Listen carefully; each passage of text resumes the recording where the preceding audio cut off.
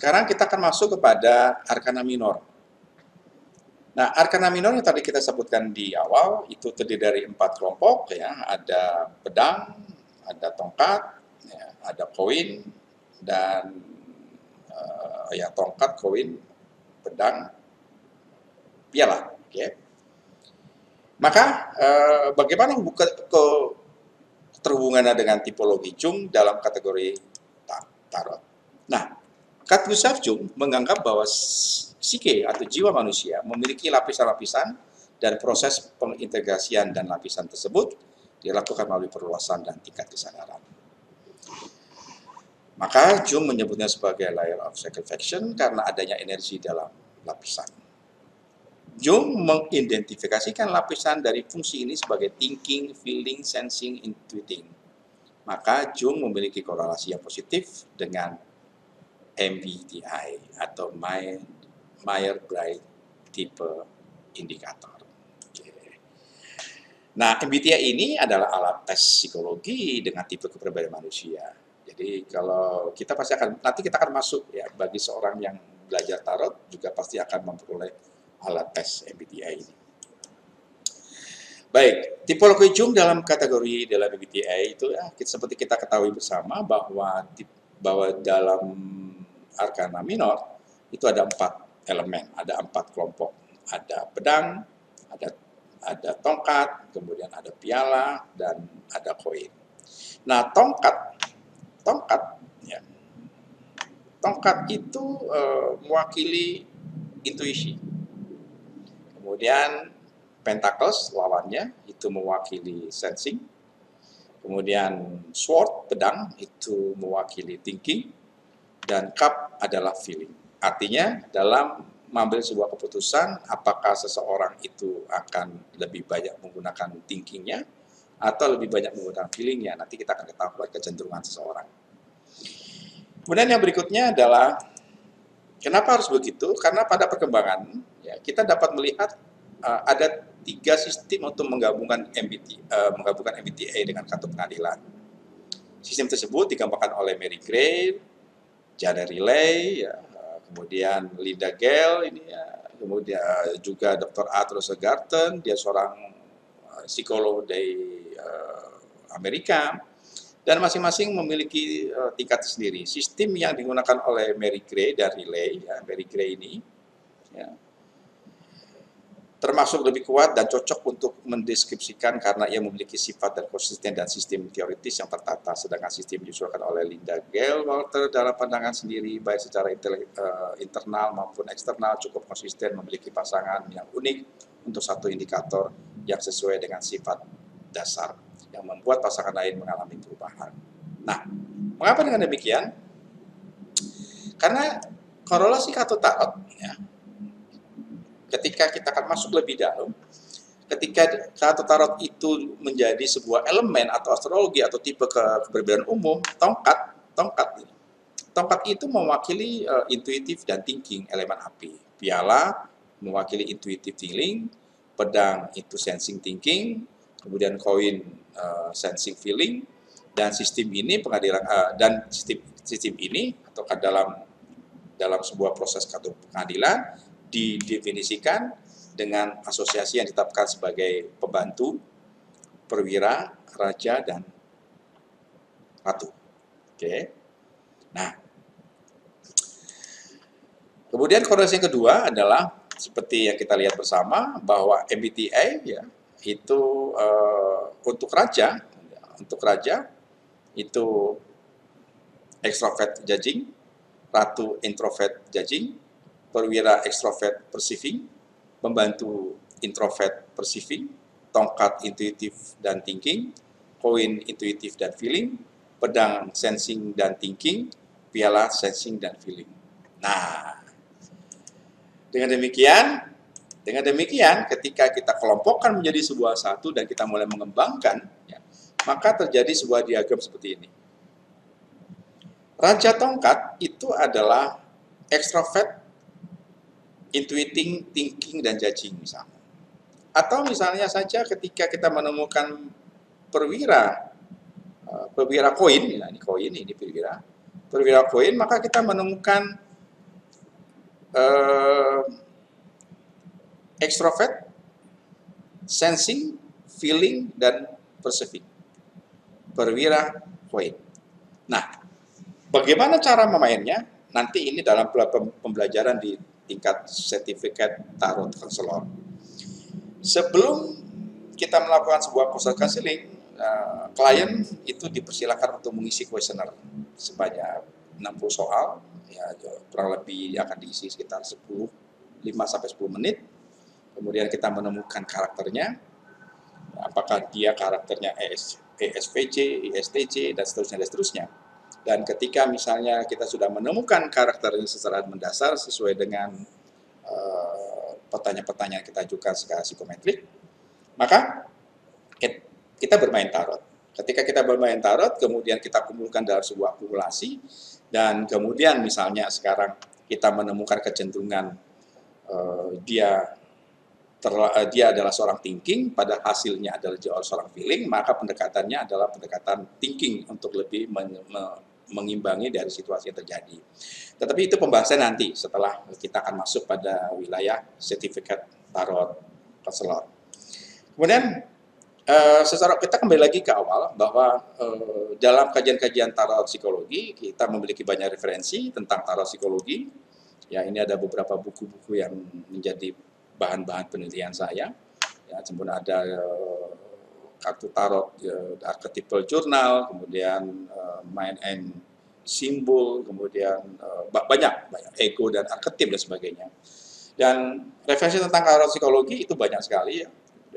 Karena memang saya sendiri sudah memulainya sejak 1998, karena saya adalah seorang peneliti, saya seorang observer, kemudian saya melihat pada satu simbol yang terangkum dalam dunia semiotika atau memetika, saya tertarik dengan dunia pertarotan, kita kaji, dan sampai hari ini walaupun itu saya bermula tahun 1998,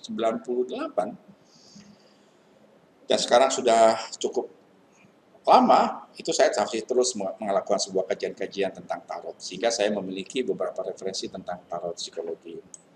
Kemudian ini juga tarot psikologinya, Dr. Arthur yang tadi orang yang ada gambarnya ada, itu juga kita bisa miliki tentang Jung dan tarot ya. Kemudian tarot for yourself, ini punyanya Mary Gray kalau tidak salah.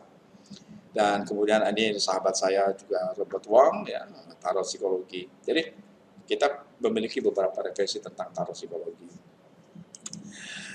Sahabat-sahabat kelasku, ini referensi tentang tarot psikologinya yang saya miliki dan saya ciptakan. Ini adalah buku yang pertama, terbitan tahun 2010. Ini juga tarot psikologi, kemudian personality Tarot Nusantara, dan psikologi tes. Ini tebalnya 200 halaman, kemudian dia ada resolusi diri, dan seterusnya. Ini adalah tarot tentang past, future, and life. Ini beberapa jurnal ya, bahwa kartu tarot itu pernah menjadi sebuah kajian ya, jurnal-jurnal ilmiah.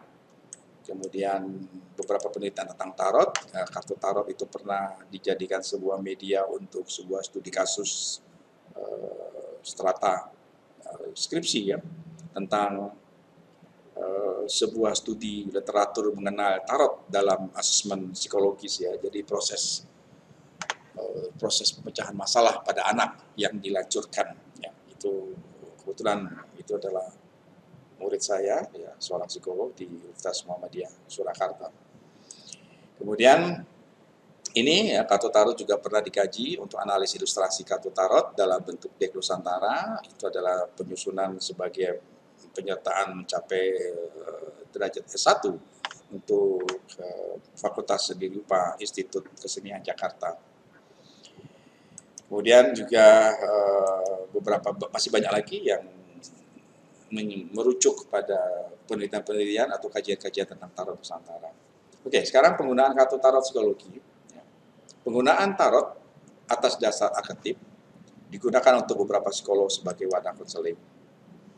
Konselor meminta klien untuk memilih secara acak beberapa kartu dan mengidentifikasikan diri mereka dalam gambar-gambar yang tertera dalam kartu. Apa yang dilihat, apa yang sedang terjadi dalam gambar tersebut, apa perasaan yang dirasakan ketika melihat kartu. Dalam proses pengambilan kartu dikenal dengan sistem kekacauan dan kemungkinan. Artinya, kalau kita ngocok gitu ya, itu adalah kekacauan, kita buatkan menjadi kacau susunannya. Kemudian kemungkinan, nah kita kalau misalnya adalah kita mengambil satu kartu, berarti kan kemungkinannya adalah 1:78. Artinya, dengan model ini, setiap kartu yang disebarkan memberikan kita kesempatan untuk menggerakkan stimulasi pikiran bawah sadar dan menuntun kita menggunakan perubahan-perubahan yang diinginkan. Oke. Memang ketika kita ngocok, kita diaul-aul gitu ya, macam-macam ya. Itu terkesan acak memang, spontan dan mengikuti naluri ketika mengambil kartu. Dengan demikian, ini memberikan kesan sebagai sebuah permainan yang berlangsung melalui proses pilihan, strategi, peristiwa acak, penempuan, dan inspirasi. Sesungguhnya, cara yang konvensional ini memberikan peluang yang efektif sebagai alat belajar. Dan selanjutnya, bisa mengarahkan pada pola konseling dan praktek-praktek terapan dong.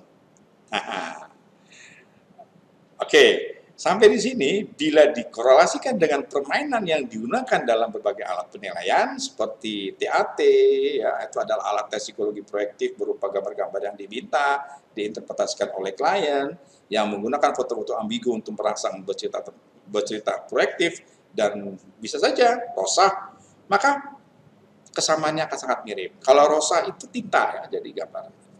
Itu kesamaannya sangat mirip. Ya. Nah, ini gambar contoh TAT. Jadi ketika gambar ini disodorkan kepada klien, dia bercerita, dan kita bisa tahu, bisa mengukur. Kemudian ini yang TAT, juga prinsipnya hampir sama. Sekali lagi, hampir sama, walaupun tidak sama. Baik, ini adalah kajian-kajiannya. Kartu tarot memiliki arti tersembunyi dalam ketika menggunakan oleh orang sebagai cara untuk mengetahui sebuah perspektif tentang hubungan sebab akibat di masa mendatang, dan seterusnya, dan seterusnya. Nah, kita juga mengenal seorang Dono Baswardono, ya, dia adalah seorang fasilitator dalam psikologi tarot. Ya. Dalam menggunakan kartu tarot, psikolog dan terutama psikoterapis seperti menggali kembali ketidaksadaran kolektif pasiennya. Serupa dengan bentuk-bentuk rosa atau alat tes incublut, hanya saja tes rosa dilakukan secara terstruktur, sedangkan tarot tidak terstruktur, sehingga lebih efektif dalam menggali ketidaksadaran individu maupun ketidaksadaran kolektif. Beliau adalah seorang yang saya hormati, Bapak Sarito Wirawan, almarhum. Ya, dia adalah seorang guru besar, beliau juga yang mendorong saya untuk terus mengkaji, terus membuatkan sebuah penelitian, dan beliau memberikan sebuah gambaran bahwa tarot adalah ilmu semu dalam psikologi. Namun bisa dilihat sebagai alternatif sarana media konseling dalam psikologi. Ini menurut Guru Besar Fakultas Psikologi UI, Bapak Sarito Wirawan yang saya hormati. Nah, sahabat-sahabat kelasku, ketika kita ingin belajar tarot, ya, maka praktis kita juga belajar tentang arketip. Kita juga belajar tentang MBTI. Dan kita juga belajar tentang alat tes Enneagram. Oke. Kita juga belajar tentang konfigurasi tebaran, mulai dari 2, 3, 5, 7. Kita belajar tentang Celtic Cross, ya, speed yang sudah dikenal. Namun perbedaannya kalau Celtic Cross itu biasanya 10, tapi karena ini kita mengusung di berkata psikologi, maka kita membutuhkan menjadi 11. Satu kartu yang 11 adalah kartu hadiah, di mana kita untuk mengantisipasi ketika hasilnya menjadi negatif. Nah, kita juga bisa belajar tentang pemutasian. Pemutasian 1, ya, itu untuk bisa melihat pola yang berulang di masa lalu. Pemutasian kedua, kita untuk bisa melihat sebab-sebab di masa lalu. Kemudian pemutasian ketiga, kita akan bisa mengetahui kecenderungan pola berpikir atau tema kita hari ini. Ya, itu pemutasian.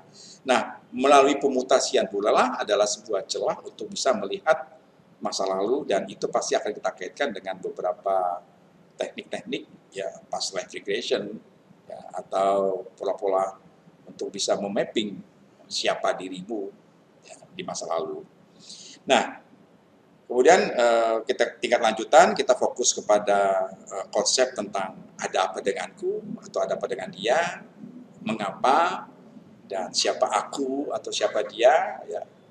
Kemudian banyak deh pokoknya yang jelas dengan beberapa konfigurasi yang kita tawarkan, misalnya mulai dari the invoking pentacles, iris cross, ya, the fixing speed, ya, unmasking the past, ini saya menggunakan ini, kemudian tebaran past life epiphany, kemudian the next challenger speed, dan karya saya ya, yang saya pertaruhkan dan saya ujikan di beberapa lembaga tarot dunia, apa yang kita sebut dengan Raja Kala Cakra.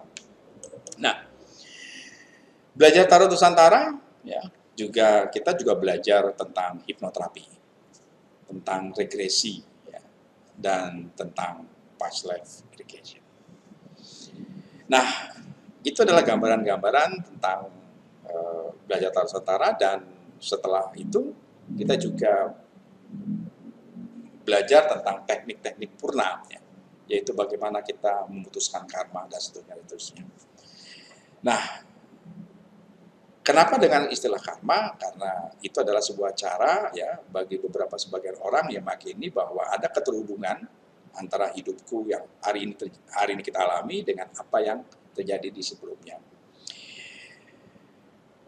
Pola-pola yang berulang di sebelumnya. Nah, untuk itulah sahabat-sahabat kelasku, itu adalah beberapa poin yang bisa kita lakukan di dalam pembelajaran di tarot Nusantara atau tarot psikologi. Nah, dalam pelatihan sertifikasi ya ada pelatihan dasar, intermediate, advance, dan seterusnya, bahkan pelatihan untuk bisnis, pelatihan untuk kesehatan, pelatihan untuk pendidikan, asesmen, hipnoterapi, dan seterusnya. Nah, sahabat kelasku, pada saatnya nanti kita akan masuk kepada pelatihan tingkat sangat dasar. Jadi persiapkan dirimu, kita akan masuk pada wilayah yang lebih dalam lagi, yaitu tentang bagaimana interpretasi dari simbol-simbol gambar memiliki makna 1-78. Kemudian bagaimana pula kita akan belajar untuk mengkaitkan ya, keterhubungan 1, 2, 3 kartu kepada diri kita sendiri. Teknik membaca dan teknik untuk menjadi seorang reader tarot. Baik, untuk itu kita akan akhiri dulu sampai di sini. Kita akan teruskan lagi pada sesi yang berikutnya, ya adalah menginterpretasikan simbol-simbol gambar yang ada dalam kartu tarot Nusantara.